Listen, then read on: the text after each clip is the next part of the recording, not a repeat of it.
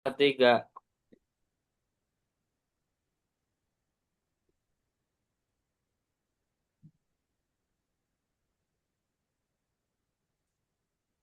Baik, Assalamualaikum warahmatullahi wabarakatuh. Selamat malam semuanya. Waalaikumsalam. Malam. Baik, pada kesempatan kali ini, saya selaku pemateri yang akan membawakan materi, judul materi yaitu menganalisis sektor industri kontribusi daya saing. Ini referensinya dari Tambunan 2020. Baik, untuk yang pertama, sebelum memulai ke materi, saya akan membagikan soal pretest terlebih dahulu. Soal yang pertama, sebutkan 3 kontribusi utama sektor industri terhadap perekonomian nasional menurut Tambunan 2020. Lalu pertanyaan nomor 2, jelaskan dengan bahasamu sendiri apa yang dimaksud daya saing sektor industri rendah. Lalu yang ketiga, jika sebuah pabrik tekstil di Indonesia kesulitan ekspor karena harga listrik mahal, faktor daya saing apa yang bermasalah? Berikan solusinya. Baik, saya akan kasih waktu 5 menit ya. Tiga.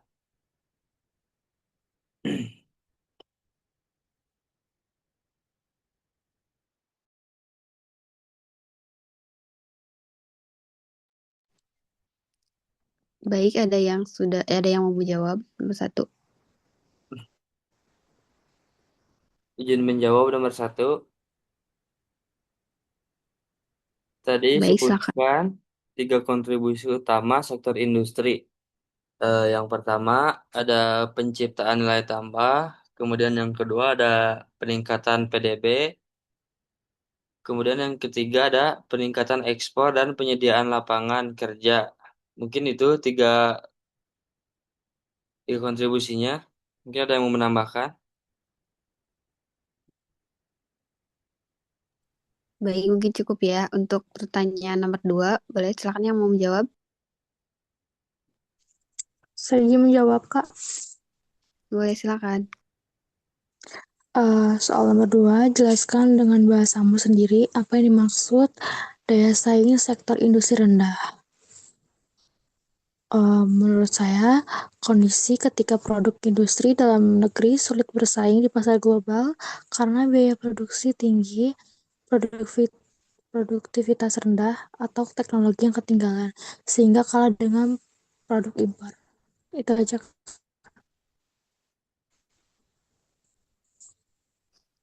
Baik, terima kasih untuk yang jawaban ketiga. Apa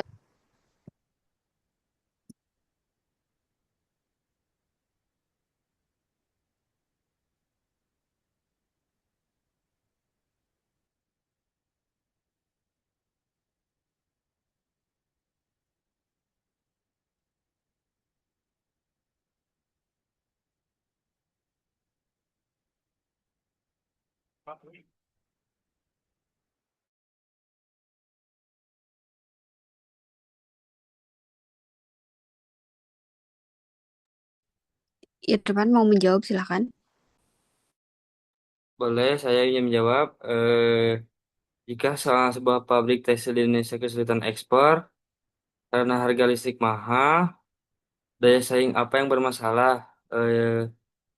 Ya, yang pertama ada faktor biaya produksi, kemudian solusinya pemerintah bisa beri insentif energi untuk industri padat karya atau dorong penggunaan energi terbarukan yang lebih murah. Mungkin segitu dari saya. Baik, cukup ya. Untuk selanjutnya kita masuk ke materi ya. Baik, menganalisis sektor industri, kontribusi dan daya saing berdasarkan pendekatan Tambunan 2020. Peran strategi sektor industri dalam perekonomian.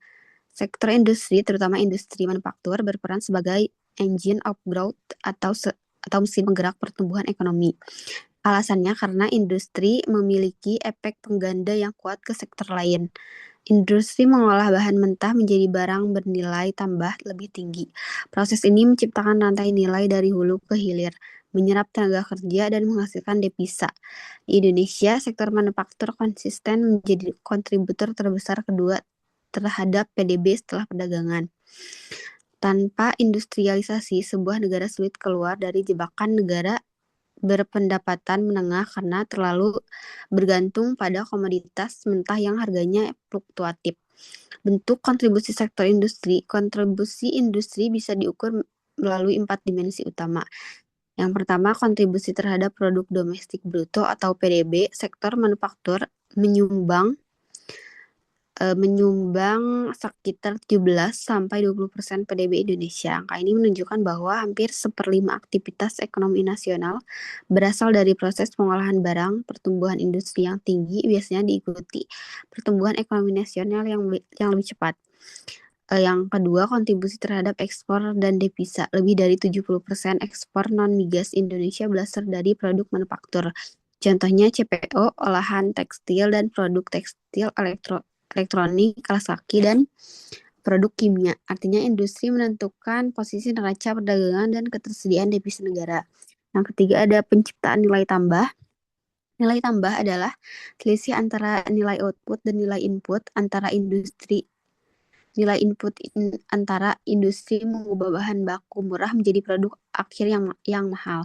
Contoh karet mentah senilai 15 juta per ton setelah diolah menjadi bahan bisa bernilai 45 juta per ton. Proses ini menahan nilai ekonomi di dalam negeri. Penyerapan tenaga kerja berkualitas. Yang keempat ada penerapan tenaga kerja berkualitas. Industri formal menyerap sekitar 15 juta tenaga kerja di Indonesia. Upah dan produktivitas di sektor industri rata-rata lebih tinggi dibanding pertanian dan perdagangan informal. Industrialisasi juga mendorong urbanisasi dan pembentukan kelas menengah. Sebentar, maaf. Konsep daya saing industri. Daya saing industri adalah kemampuan suatu negara untuk memproduksi barang dan jasa yang memenuhi standar pasar internasional sekaligus mempertahankan atau meningkatkan pendapatan real masyarakat. Penting dipahami, kontribusi tinggi tidak otomatis berarti daya saing tinggi. Industri mengalami fenomena prematur deindustrialization. Pangsa industri manufaktur di PDB stagnan di kisaran 19-21% sejak 2010, sementara negara seperti Vietnam dan Bangladesh terus naik. Daya sering diukur melalui 3 indikator, yaitu harga apakah produk lebih murah dari pesaing, lalu kualitas apakah produk memenuhi standar global, lalu ketepatan waktu apakah pengiriman sesuai kontrak. Faktor penentu daya saing industri. Menurut Tambunan 2020, daya saing dipengaruhi oleh kombinasi faktor internal dan eksternal. Yang pertama, produktivitas faktor industri. Produktivitas tenaga kerja dan modal di Indonesia masih rendah. Penyebabnya adalah skill mismatch antara lulusan pendidikan kebutuhan industri, serta rendahnya adopsi teknologi otomatisasi. Lalu struktur biaya produksi, biaya logistik Indonesia mencapai 23% dari PDB, jauh di atas Thailand 13% dan Malaysia 12%. Harga listrik industri juga lebih mahal dibanding Vietnam dan Tiongkok. Biaya tinggi membuat harga jual produk tidak kompetitif. Lalu kapabilitas teknologi dan inovasi, belanja riset dan pengembangan R&D. Indonesia hanya 0,3% dari PDB. Rendahnya kolaborasi perguruan tinggi dan industri membuat adopsi teknologi lambat. Sebagian besar industri masih menggunakan teknologi generasi 2.0 dan 3.0. Kualitas infrastruktur. Meski ada perbaikan melalui proyek infrastruktur, konektivitas luar Jawa masih terbatas. Proses dwelling time di pelabuhan dan birokrasi ekspor-impor menambah biaya dan waktu. Lalu kebijakan pemerintah insentif fiskal seperti tax holiday, tax allowance, dan kemudahan perizinan penting, tapi kebijakan yang tidak konsisten dan tumpang tindih regulasi justru menurun daya tarik investasi. Tantangan utama daya saing industri Indonesia, ketergantungan impor bahan baku sampai 40 sampai 60% bahan baku industri kimia, elektronik, otomotif, dan farmasi masih impor. Ini membuat industri rentan terhadap fluktuasi nilai tukar dan gangguan rantai pasok global. Lemahnya struktur rantai pasok domestik. Banyak industri besar lebih memilih impor komponen karena industri pendukung lokal belum mampu memenuhi standar kualitas dan kuantitas. Tekanan keberlanjutan global. Pasar ekspor utama seperti Uni Eropa dan AS mulai menerapkan standar CBAM dan UDR. Produk yang tidak memenuhi standar lingkungan akan terkena tarif atau dilarang masuk. Persaingan ASEAN yang ketat. Lalu persaingan ASEAN yang ketat, Vietnam menawarkan upah kompetitif, insentif pajak, dan infrastruktur kawasan industri yang lebih efisien. Akibatnya banyak FDI yang awalnya incar Indonesia berpindah ke Vietnam. Strategi peningkatan kontribusi dan daya saing. Strategi harus bersifat sistemik, tidak hanya fokus ke hilir. Percepatan hilirisasi sumber daya alam, penggunaan industri komponen lokal, peningkatan produktivitas SDM, efisiensi logistik nasional, insentif untuk industri hijau, insentif untuk industri hijau. Jadi kesimpulannya sektor industri memberikan kontribusi besar terhadap PDB, ekspor, dan penyerapan tenaga kerja. Namun daya saingnya masih tertahan oleh biaya produksi tinggi, ketergantungan impor, dan produktivitas rendah. Ke depan fokus kebijakan tidak boleh hanya mengejar pertumbuhan kuantitatif. Industrialisasi harus diarahkan pada peningkatan nilai tambah, penguatan rantai pasok domestik, dan kesiapan menghadapi transisi hijau. Tanpa itu, kontribusi industri akan stagnan dan sulit membawa Indonesia menjadi negara maju. Mungkin seperti itu penjelasan materi pada kali ini. Mungkin ada yang mau bertanya? Saya izin bertanya, Boleh. mengapa di Indonesia mengalami prematur deindustrialisasi meskipun kontribusi industri terhadap PDB masih tinggi? Langsung dijawab aja ya mungkin. Boleh. Jawabannya karena daya saing industri Indonesia tertahan oleh biaya logistik tinggi, ketergantungan dan impor bahan baku, dan produktivitas SDM rendah. Akibatnya pangsa industri di PDB stagnan sejak 2010. Sementara negara seperti Vietnam terus naik kontribusi tinggi tapi tidak berkelanjutan. Mungkin seperti itu, Irfan. Oke, Ada yang mau paham. menambahkan? Paham, terima kasih. Baik, ada yang mau bertanya lagi mungkin?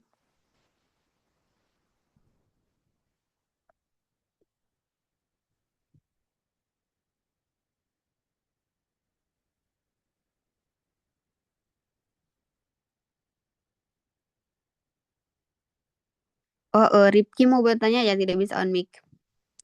Oke, pertanyaan dari Ripki itu sebuah pabrik elektronik di Batam kalah bersaing dengan produk impor karena harga jual mahal.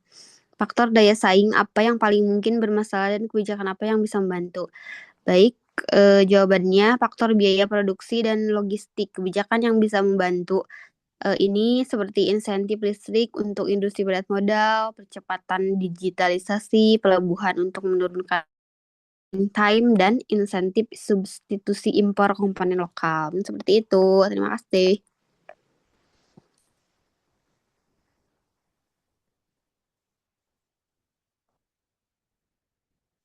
Ada yang mau bertanya lagi mungkin atau sudah cukup?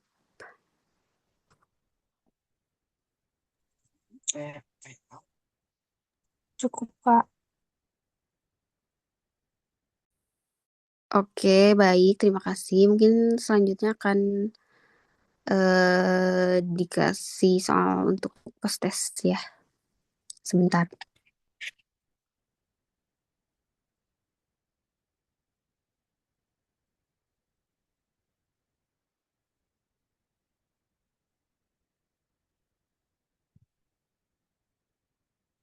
Untuk soal post testnya,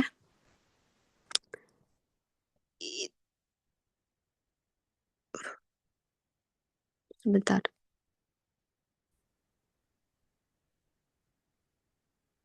Oke, untuk soal post testnya sebentar. Yang pertama yaitu pertanyaannya, analisis mengapa ketergantungan bahan baku impor bisa menurunkan daya saing industri nasional. Lalu yang kedua, evaluasi pernyataan meningkatkan insentif fiskal saja sudah cukup untuk meningkatkan daya saing industri. Setuju atau tidak? Beri alasannya. Yang ketiga, rancang satu strategi kebijakan baru yang bisa meningkatkan kontribusi dan daya saing UMKM manufaktur di Indonesia. Saya kasih waktu 5 menit ya untuk menjawab. Kalau sudah langsung dijawab saja.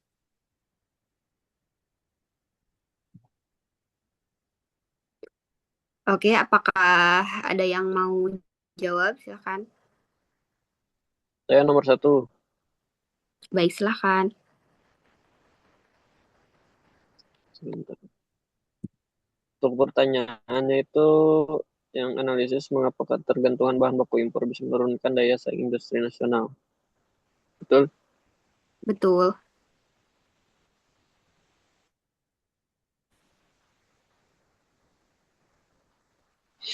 Untuk jawabannya, karena harga bahan baku jadi tergantung nilai tukar rupiah dan harga global. Jadi kalau kemungkinan dolar sedang menaik, itu akan mempengaruhi semuanya. Dan ketika rupiah melemah, biaya produksi naik, harga jual tidak kompetitif, ini juga bikin industri rentan guncangan eksternal. Jadi ini sangat-sangat bisa merugikan jika kenaikan dolar itu sangat drastis seperti di tahun ini.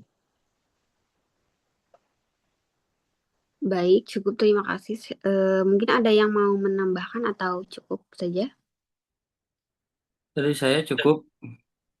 Baik, untuk pertanyaan nomor 3, boleh siapa yang mau menjawab? Silakan. Saya ingin menjawab nomor 2. Boleh? Boleh, silakan. Eh, Pertanyaannya meningkatkan setuju atau tidak? Jawabannya mungkin tidak cukup karena intensif fiskal membantu, tetapi tanpa perbaikan infrastruktur, kemudian logistik dan SDM, efisiensinya tidak naik. Kemudian daya saingnya butuh pendekatan komprehensif. Mungkin itu alasan dari saya. Baik, cukup. Irfan, apa ada yang mau menambahkan? Mungkin cukup ya. Untuk soal yang terakhir, boleh siapa yang mau menjawab? Izin menjawab, Kak. Boleh, silakan. Untuk pertanyaannya, rancang satu strategi kebijakan baru yang bisa meningkatkan kontribusi dan daya saing UMKM manufaktur di Indonesia. Untuk contohnya, contoh program ada link UMKM industri besar yang mewajibkan industri besar menyerap 30% bahan baku dari UMKM lokal dengan skema pembinaan teknologi dan akses pembiayaan. Ini naikkan nilai tambah domestik dan kurangi impor. Baik, terima kasih, Tessa. Mungkin sudah cukup ya jawabannya. Mungkin sudah cukup juga pemaparan materi dari saya. Kurang lebihnya mohon maaf dan terima kasih. Sampai jumpa. Kakak saya betul 3. Oh iya, nanti di grup saja ya. Oke, baik kakak. Terima kasih. Terima kasih.